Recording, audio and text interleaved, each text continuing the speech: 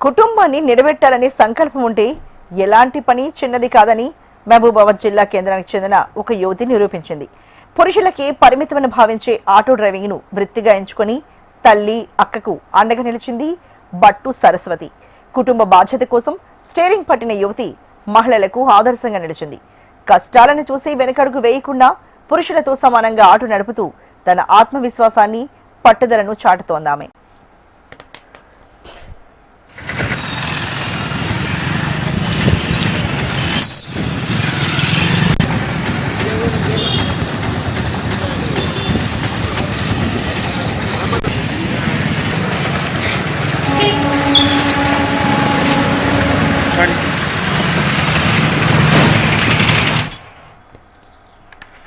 ఒకప్పుడు ఆటో నడపడం అంటే పురుషుల వృత్తిగా భావించేవారు. కానీ నేడు మహిళలు కూడా అన్ని రంగాల్లో రాణిస్తున్నారనే విషయాన్ని సరస్వతి చూపించింది. మహబూబాబాద్ జిల్లాలోని ఎల్బీజీ నగర్కు చెందిన సరస్వతి చిన్నప్పటి నుంచే ఎన్నో కష్టాలను ఎదుర్కొంది. సరస్వతి తల్లి భద్రమ్మకు 2 కుమార్తెలు జన్మించడంతో కుటుంబ బాధ్యతలను విస్మరించిన తండ్రి భార్య పిల్లలను వదిలి వెళ్లిపోయాడు. అప్పటి నుంచి భద్రమ్మ అష్ట కష్టాలు పడి 2 కుమార్తెలను పెంచి పెద్ద చేసింది. ఆర్థిక ఇబ్బందుల మధ్య సరస్వతి ఓపెన్ యూనివర్సిటీ ద్వారా ఇంటర్ విద్యను పూర్తి చేసింది. అయితే కొన్ని సంవత్సరాల క్రితం తల్లి అనారోగ్యానికి గురి కావడంతో వైద్య ఖర్చులు పెరిగి కుటుంబం తీవ్ర ఆర్థిక సంక్షోభంలో పడింది. ఇలాంటి పరిస్థితుల్లో కుటుంబ పోషణ కోసం ధైర్యమైన నిర్ణయాన్ని తీసుకున్న సరస్వతి ఇంటిని తనఖా పెట్టి ఆటో కొనుగోలు చేసింది.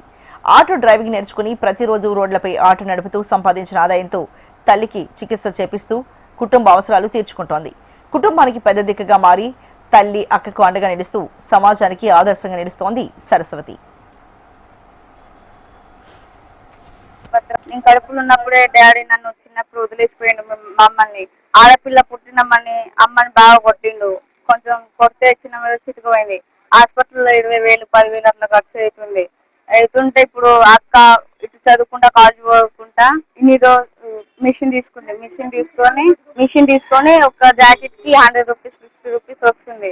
అవి ఇంట్లో సరిపోవట్లేదని ఇంటి పట్టాలు నేను పెట్టి ఆటో కొంటే ఇప్పుడు మార్నింగ్ 5 నుంచి మళ్ళా సాయంత్రం 4 నుంచి 10 వరకు నేను తీస్తా ఆటో. నైట్ వచ్చేసరికి 10 11 అవుతుంది.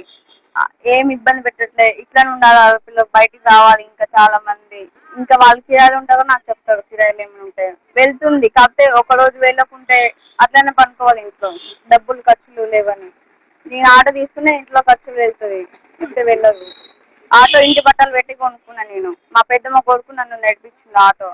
ఇటు ఓపెన్ ఇల్లు చేసుకుంటా నేను ఆటో నేర్చుకున్నా. నాకు చాలా ధైర్యంగా అనిపిస్తుంది. నా కాళ్ళ మీద నేను నిలబడుతుంటా.